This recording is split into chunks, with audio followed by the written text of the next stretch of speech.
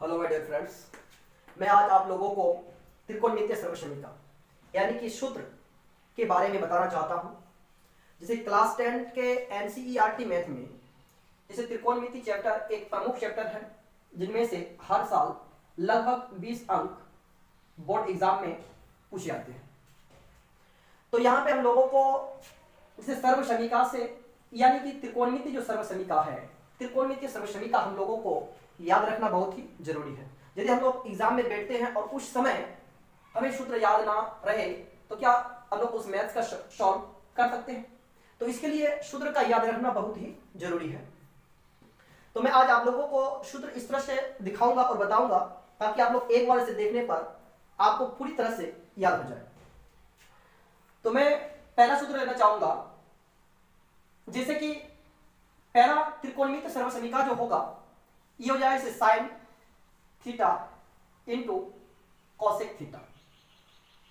Sine theta into cosec theta बराबर 1 होता है। तो अब इसमें से दो सूत्र बनेंगे, जैसे कि अगला सूत्र जो बनेगा जैसे साइन थीटा। तो अब साइन थीटा बराबर हम लोग ले सकते हैं 1 बट्टे ये sine theta into cosec theta जो पहले में है, तो sine theta into cosec theta, ये कॉसेक थीटा इंटू में है तो दूसरे साइड में जाएगा तो यह बट्टे में हो जाएगा यानी कि भाग में। तो साइन थीटा बराबर हो गया 1 बट्टे कॉसेक थीटा। इसके बाद यदि हम लोग ले कॉसेक थीटा, कॉसेक थीटा बराबर हो जाएगा 1 बाय साइन थीटा, क्योंकि साइन थीटा पहले साइड में गुना में है तो इसे दूसरे साइड में जाएगा तो ये बट्टे में हो जाएगा। तो इसलिए पहले समीकरण से या पहले सर्वसमीकरण से हम लोग 3 सूत्र को लिख सकते हैं।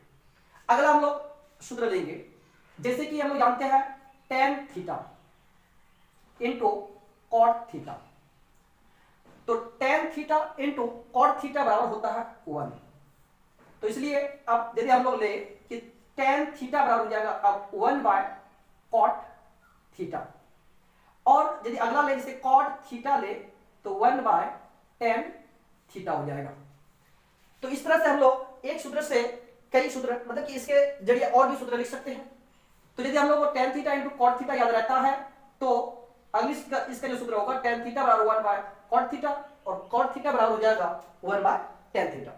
इसके बाद गुणनफल के रूप में अगली एक सूत्र आता है, जैसे कि cos theta into sec theta आता है। cos theta into sec theta बराबर 1 होता है। तो अब यदि हम लोग cos थीटा ले तो cos थीटा बराबर हो जाएगा 1 बाय sec थीटा, और अगला यदि हम लोग sec थीटा ले तो sec थीटा बराबर हो जाएगा 1 बाय cos थीटा। तो इस तरह से हम लोगों के सर्वसमीकरण बनते हैं। तो हम लोगों को ये सर्वसमीकरण जैसे कि sin theta into cosec theta बराबर 1, और दूसरा सूत्र याद रखना है tan theta into cot theta बराबर 1, और तीसरा याद रखना है cos theta into sec theta बराबर 1। यदि ये चीज हम लोग याद रखते हैं तो अगले ये सूत्र सब हम याद रख सकते हैं। तो इसलिए विशेष जरूरी है ये तीनों सूत्रों को याद रखना। तो इसके बाद हम अगली एक सूत्र बताते हैं। फिर चौथा एक सूत्र है, जैसे कि हम जानते हैं sign square theta plus cos square theta बराबर होता है 1। Sign square theta plus cos square theta बराबर क्या होता है? 1 होता है। तो इसलिए अब इसी सूत्र से हम लोग कई सूत्र बना सकते हैं, जैसे कि पहला हो जाएगा साइन स्क्वायर थीटा। तो साइन स्क्वायर थीटा बराबर हो जाएगा 1, ये प्लस में है कॉस स्क्वायर थीटा तो दूसरे साइड में जाएगा तो माइनस कॉस स्क्वायर थीटा हो जाएगा। यानी कि अगली सूत्र जो हम लोग बनेगा साइन स्क्वायर थीटा बराबर हो जाएगा 1 माइनस कॉस स्क्वायर थीटा। अब यदि हम लोग इसको लेना चाहे कि साइन थीटा लेना चाहे तो ये स्क्वायर जो है वो दूसरे साइड में रूट अंडर हो जाएगा, root under 1 minus cos square theta, root under 1 minus cos square theta. अब जैसे कि कॉस स्क्वायर थीटा है तो अगली सूत्र हो जाएगा कॉस स्क्वायर थीटा बराबर 1 प्लस 1 माइनस ये जो साइन स्क्वायर थीटा प्लस में है तो दूसरे साइड में हो जाएगा साइन स्क्वायर थीटा, यानी कॉस स्क्वायर थीटा बराबर हो जाएगा 1 माइनस साइन स्क्वायर थीटा। अब यदि इसमें हम लोग लेना चाहे कि कॉस थीटा तो ये जो वर्ग है ये दूसरे साइड में जाएगा तो रूट अंडर हो जाएगा, यानी कि 1 माइनस साइन स्क्वायर थीटा। अब यदि हम लोग ये सूत्र यानी कि ये सूत्र याद रखते हैं sign square theta plus cos square theta बराबर 1 याद रखते हैं तो इसके अनुसार हम लोग अगले 4 सूत्र को आराम से जो है लिख सकते हैं। तो यहाँ पे साइन स्क्वायर थीटा बराबर हो जाएगा 1 माइनस कॉस स्क्वायर थीटा, तो साइन थीटा बराबर हो जाएगा root under 1 minus cos square theta, और कॉस स्क्वायर थीटा बराबर 1 माइनस साइन स्क्वायर थीटा, और कॉस थीटा बराबर होता है root under 1 minus sine square theta. तो इससे हम लोग कई सूत्र लिख सकते हैं।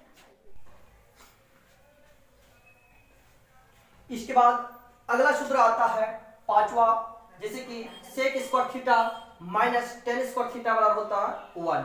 अब इससे भी हम लोग अगले सूत्र लिख सकते हैं, जैसा कि सेक स्क्वायर थीटा बराबर हो जाएगा 1, ये माइनस टेन स्क्वायर थीटा है तो दूसरी साइड हो जाएगा प्लस टेन स्क्वायर थीटा।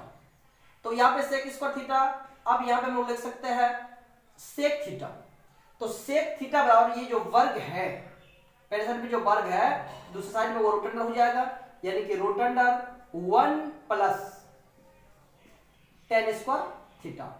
अब हम लोग क्या करें, जैसे कि अब टेन स्क्वायर थीटा यदि लिया जाए तो टेन स्क्वायर थीटा इस साइड में यदि इसको माइनस 1 को इस साइड लेके जाए तो ये हो जाएगा, यानी कि टेन स्क्वायर थीटा बराबर हो जाएगा सेक स्क्वायर थीटा माइनस 1 हो जाएगा, अर्थात टेन थीटा बराबर हो जाएगा root under sec square theta minus 1।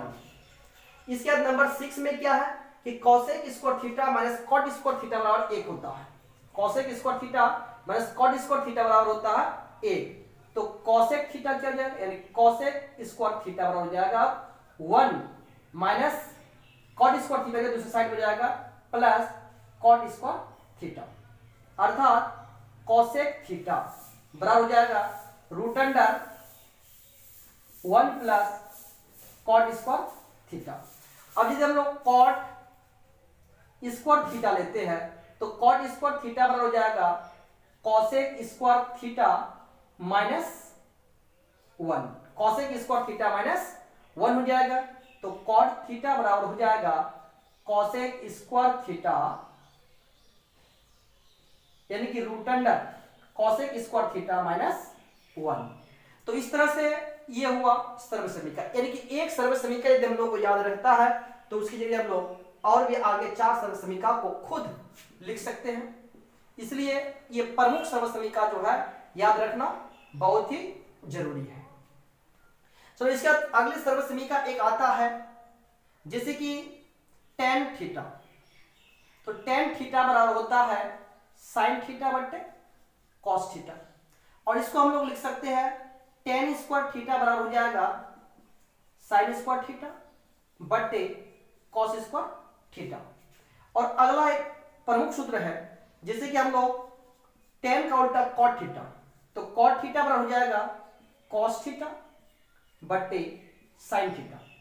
तो इसलिए कॉट स्क्वायर थीटा को हम लोग लिख सकते हैं कॉस स्क्वायर थीटा बटे साइन स्क्वायर थीटा। तो इस तरह के प्रमुख जो सूत्र होते हैं, ये सूत्र हम लोगों को याद रखना बहुत ही जरूरी है। तो आप लोग इस प्रमुख सूत्र को याद कर ले ताकि आप लोगों के एग्जाम में आपको कठिनाई न हो।